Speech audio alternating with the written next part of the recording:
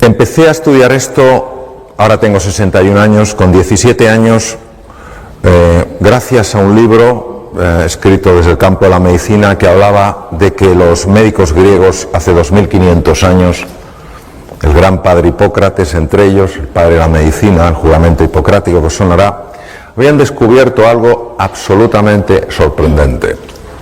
Habían descubierto que se podía curar con las palabras. Nosotros que entendemos que las palabras son, bueno, pues cosas para comunicarnos, nos cuesta muchas veces en nuestra ceguera mental darnos cuenta de que las palabras abren o cierran mundos. Los griegos hace 2500 años se dieron cuenta de eso. Se dieron cuenta que la conversación, la interacción entre los seres humanos abría espacios de curación física.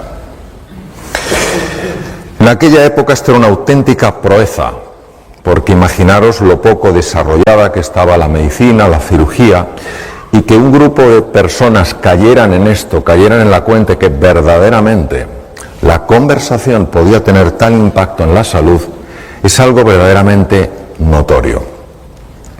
Movido por esto empecé a estudiar este fenómeno, empecé a buscar información que conectara la mente y el cuerpo, pero en aquella época no existía nada, no se había publicado nada.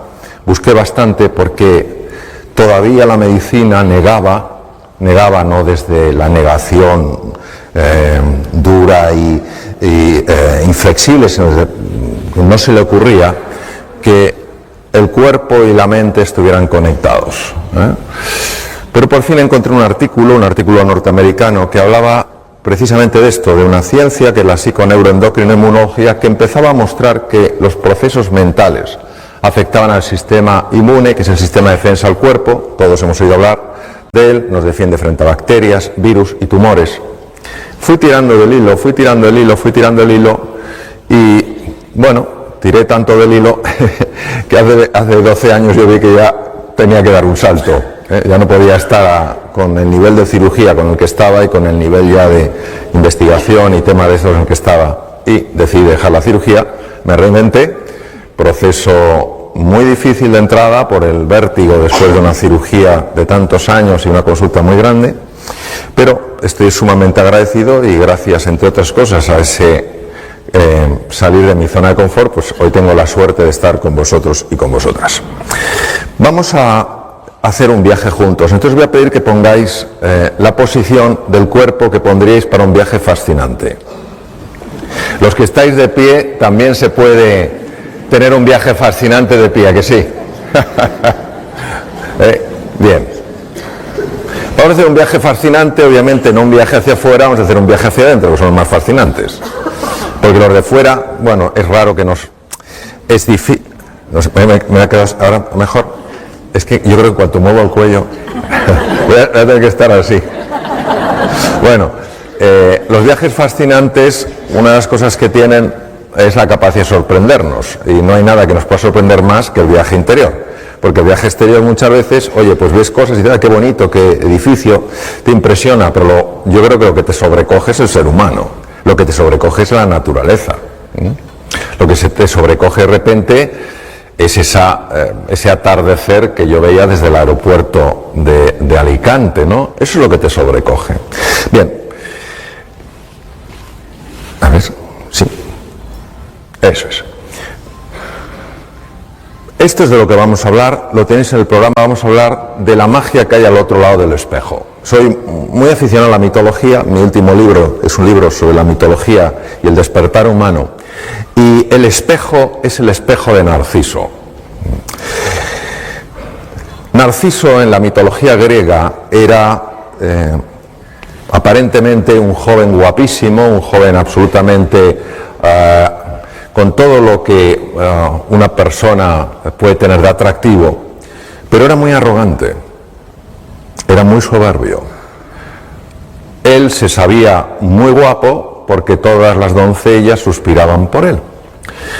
Y un día entró en el bosque, pero claro, Narciso en aquella época no se usaban tanto espejos, o sea, el espejo de hoy en día pues tiene su origen hace muchos años, pero en aquella época la fábula tiene tanto poder porque no había espejos, es decir, Narciso por alguna razón nunca se había contemplado. Él estaba sorprendido de que tuviera tanto efecto en las mujeres. Un día entró en un bosque y había una ninfa que se llamaba Eco. Se llamaba Eco porque la diosa Hera, la mujer y hermana de Hércules, se había enfadado con Eco y le había dejado una voz de tal manera que todo era un eco. Si decía hola era hola, hola, hola, hola, hola, hola, hola, hola. Y entonces Eco vio pasar a Narciso, que se metió en aquel bosque, inmediatamente se enamoró de él y salió con los brazos abiertos pues para encontrarse con él, y Narciso directamente la despreció. Ella se retiró sollozando al bosque y él encontró algo que nunca había encontrado, encontró un pequeño estanque, y al asomarse en el estanque se vio reflejado. Se enamoró tanto de sí mismo que quiso atrapar la figura. Se lanzó al agua intentando atraparla y se ahogó. En ese estanque mítico, aparecía una flor, que era un narciso, que recordaba de alguna manera el paso de Narciso por allí. Pues todos somos de alguna manera Narciso, no porque algunos seamos especialmente guapos, que sabemos que no lo somos, pero sí porque todos a veces nos creemos que somos un poco más que el vecino. Un poco más listo, un poco más santo, un poco más sabio, un poco mejor formado. Y esta arrogancia, este no mirar más allá del espejo, tiene enormes repercusiones. Lo que se perdía Narciso era una visión más amplia de la realidad. Cuando Narciso miraba y se veía reflejado, solo podía verse a sí mismo. Estaba totalmente centrado en él y era incapaz de ver a nadie, ni siquiera a Eco. A Eco no es que la despreciara, a Eco es que la ignoraba. ¿Hay mayor desprecio que no hacer aprecio? ¿Hay mayor desprecio que ser un mueble? Que estés en un sitio, a lo mejor un sitio modesto, y que nadie que pase te saluda. Nadie te desprecia, pero tampoco te muestran aprecio. Es muy interesante lo que la medicina ha ido observando, lo que se ha ido descubriendo en distintos campos sobre el impacto que tiene esto, y por eso nosotros en nuestro viaje de aventura, en nuestro viaje de descubrimiento, vamos a ir más allá del espejo. Ir más allá del espejo no solo es profundizar, ir más allá de nuestra propia imagen, trascenderla, ir más allá, sino también ampliarla para poder ver a Eco y a tantos seres humanos que hay a nuestro alrededor. Esto que veis aquí es absolutamente incomprensible, pero es una de mis grandes pasiones. Tú ves esto y dices, esto es una cosa que no tiene sentido. Esto se llama el ojo mágico. Y si entrenas la mirada desde esta distancia, me cuesta más, si entrenas la mirada te das cuenta de que toma 3 dimensiones, aparecen 4 planetas, un delfín en 3 dimensiones y una tortuga. Esto es así, se llama así. Mirad, lo podéis encontrar muchas figuras en montones hay libros y tal y cual, entonces tienes que adiestrar la mirada y llega un momento en que se hace 3 dimensiones y lo que no tenía sentido lo tiene todo. Vamos a ver cosas que para la mente no tienen sentido, pero que para la vida lo tienen todo. Es decir, vamos a ver, hoy vamos a aprender a mirar de una manera especial para ver en 3 dimensiones. Aquello que vale la pena ver en 3 dimensiones. Porque cuando tú ves, yo me puedo quedar mucho tiempo mirando estas cosas, porque cuando ya tienes habilidad, que no es cuestión más que dedicarle tiempo, es que son figuras tan bonitas y dices, no es posible, o sea, estoy viendo 3 dimensiones y parecía que no había nada. Bien, vamos a hablar de los 2 elementos que en mi experiencia personal he visto que son los que nos ayudan a ir más allá del espejo, a ir más allá de nosotros mismos.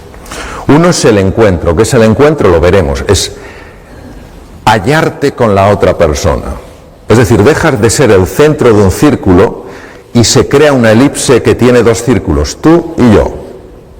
Como decía Martin Buber, eso es un nosotros. Vamos a ver el impacto del encuentro en muchas cosas, en el funcionamiento del cerebro humano y en la salud. Y vamos a ver el enorme impacto que tiene el silencio. Algo que para nosotros ha perdido como como todo el valor, esto es como el sueño. O sea, yo recuerdo hace muchos años en Madrid un cartel de una bebida que no comentaré que decía: ya dormirás bastante cuando te mueras.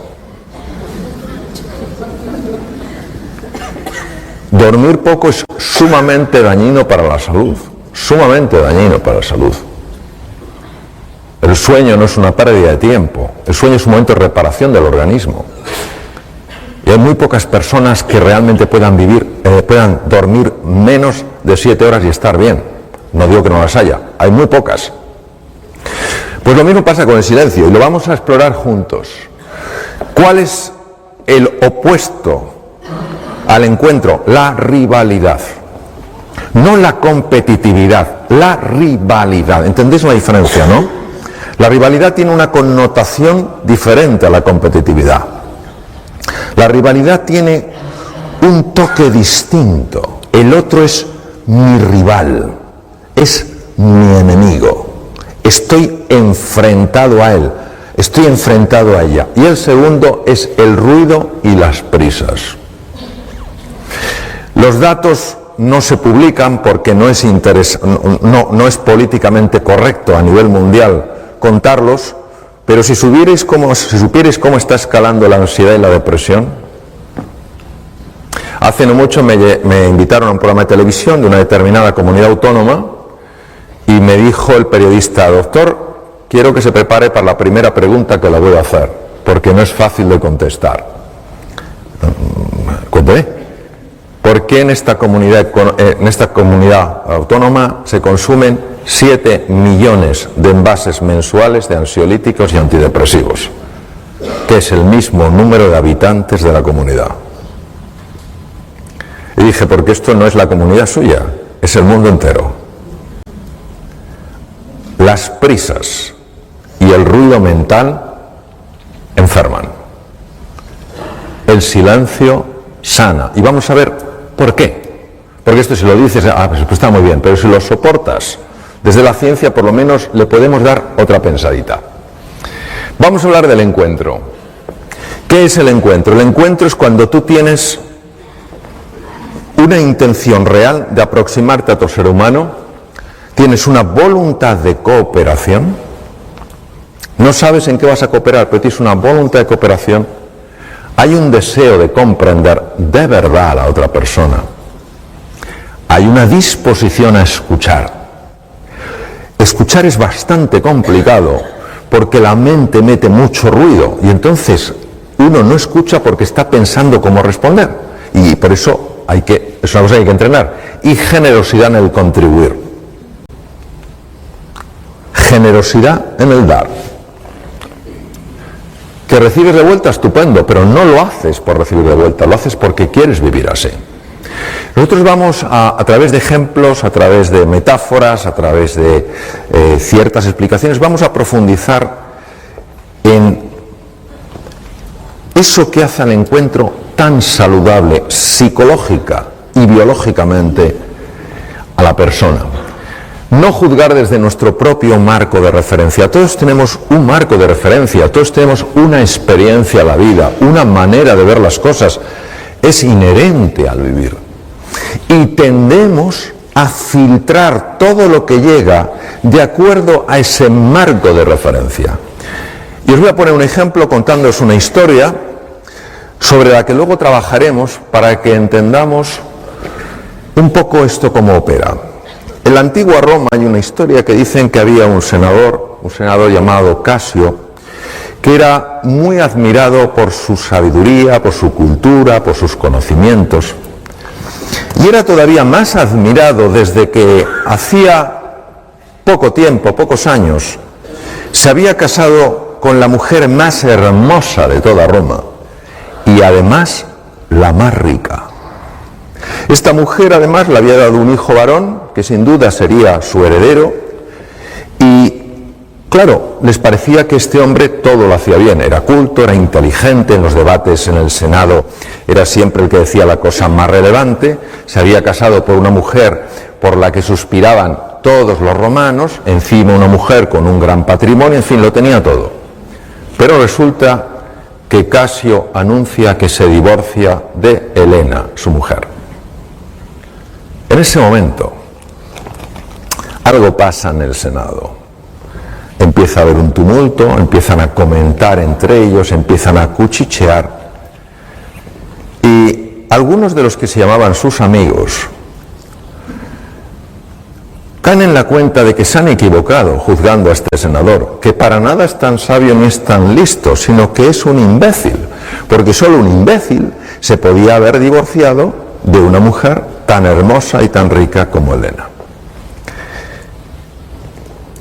Un día, los tres amigos, supuestamente amigos, que más criticaban, a escondidas por supuesto, al senador, estaban hablando en una calle de Roma,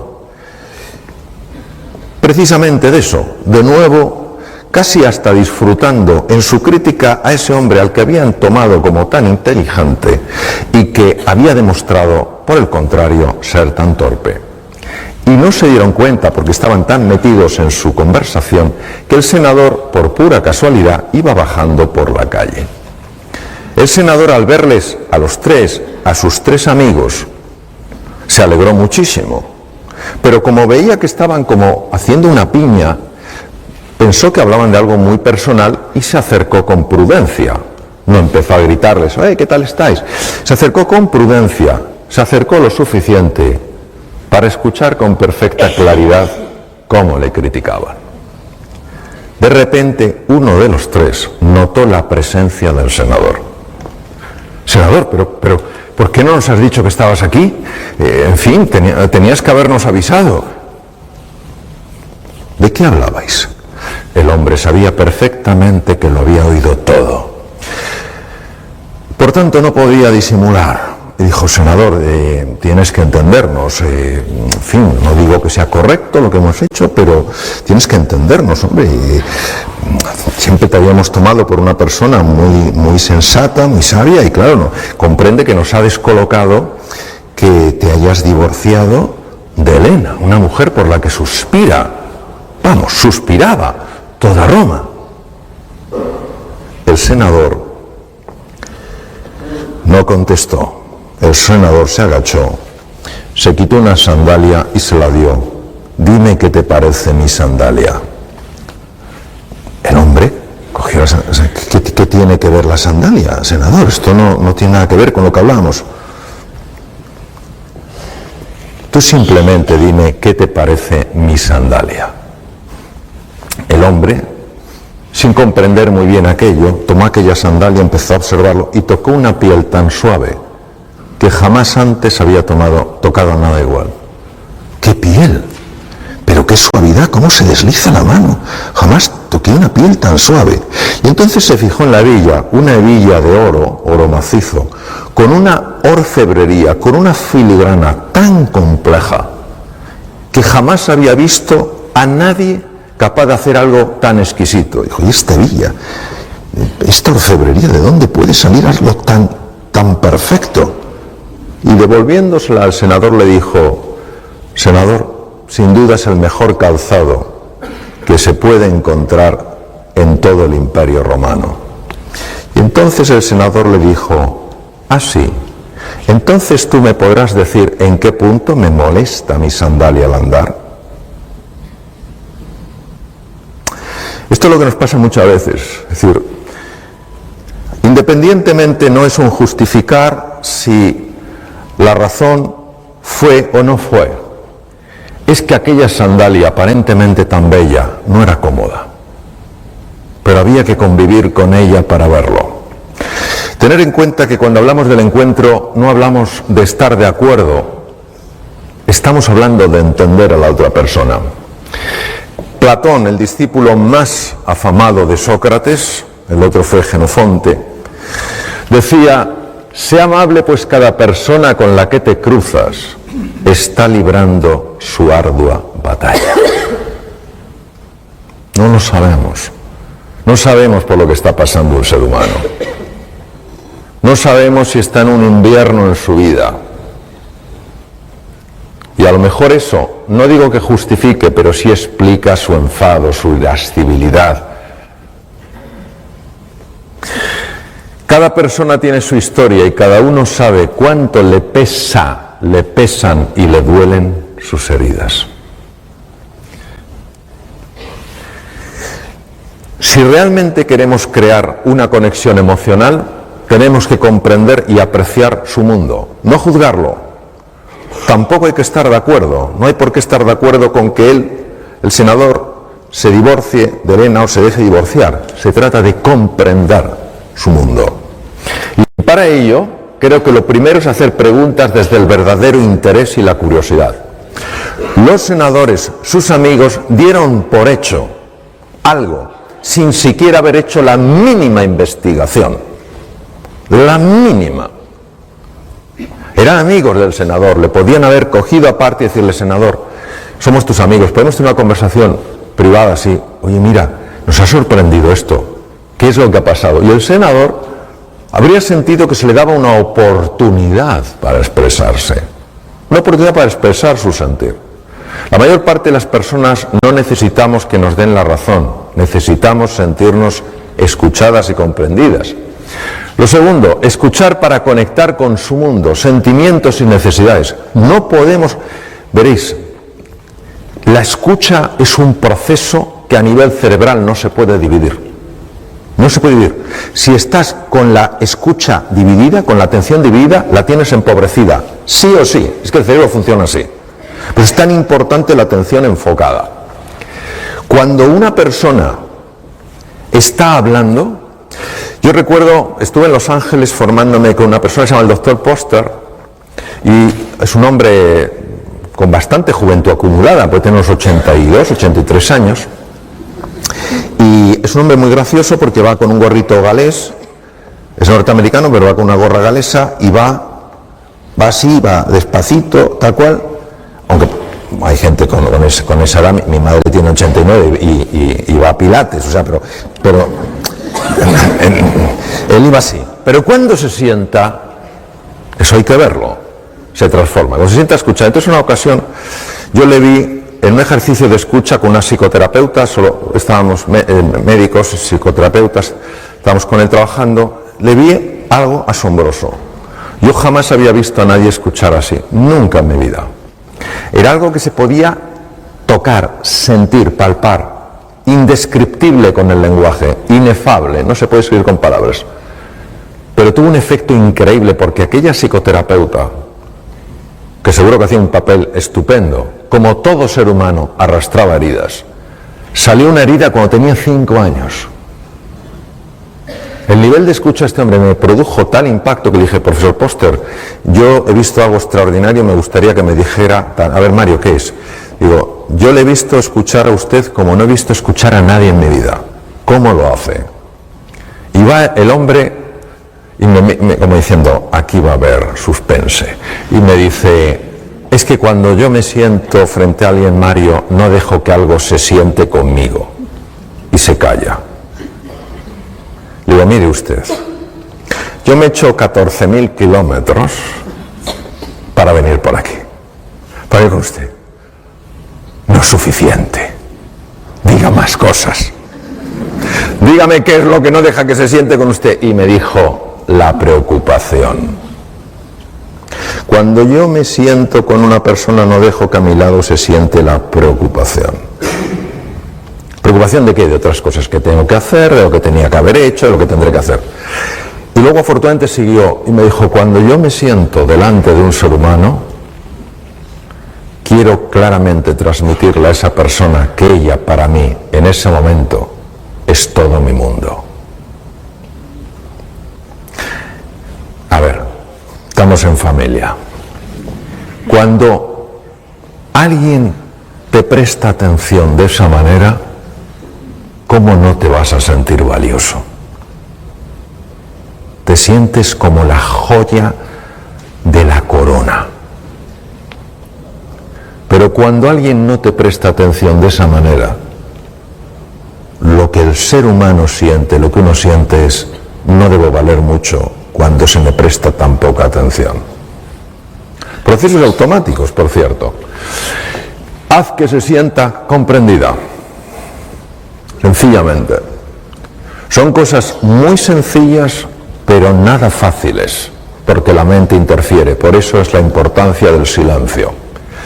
¿Por qué es tan importante el encuentro? ¿Cómo nos afecta la rivalidad? Nada de lo que vais a ver aquí lo aprendí en los 6 años de mi carrera de medicina, donde por cierto estudié mucho.